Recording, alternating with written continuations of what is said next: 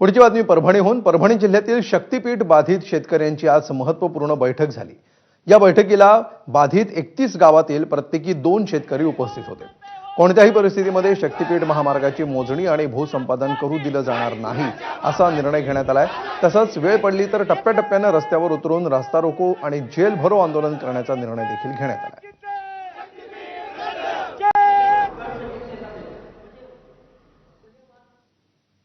आम्ही 1 तारखेपासून असं ठरवलं की ज्या गावामध्ये मोजणी असेल त्या गावातली सगळे जितक्या गावातले बाधित शेतकरी आहेत, आमचे 31 गाव आहेत परभणी जिल्ह्यातले, 31 गावातले लोक त्या गावाला बाधित जिथं क्षेत्र आता मोजणी करायला येणार आहेत त्या जागेवर आम्ही तिथे जाणार आणि आमचा विरोध दर्शवणार। शासन ऐकलं ठीक आहे, नाही ऐकलं तर अगोदर आमचा खून होईल आणि नंतर मोजणी होईल। आम्ही असेपर्यंत आम्ही मोजणी करू देणार नाहीत, हे शासनाने लक्षात घ्यावं, सीएम साहेबांनी लक्षात घ्यावं, दादांनी लक्षात घ्यावं, शिंदे साहेबांनी लक्षात। शेतकऱ्यांच्या भावनाचा कसलाही विचार न करता ज्या पद्धतीने हा शक्तीपीठ रेटण्याचा प्रयत्न करत आहे, सुरुवातीपासूनच या गोष्टीला विरोध आहे।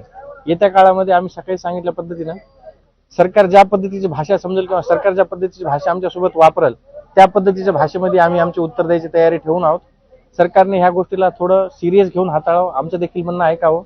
विकास कामामध्ये आमचा कसल्याही प्रकारे अडथळा किंवा आम्हाला विकास काम नाही अशातला भाग नाहीये। रस्त्यावर उतरून काही आंदोलन वगैरे करणार आहे? हो, येत्या काळामध्ये सरकारला सोप्या भाषेमध्ये समजलं तर ठीक आहे, आता अतिशय तीव्र पद्धतीचे रस्ता रोकोपासनं ते सामूहिक पद्धतीने बंदचे देखील आम्ही आंदोलन करण्याचा विचारात आहोत।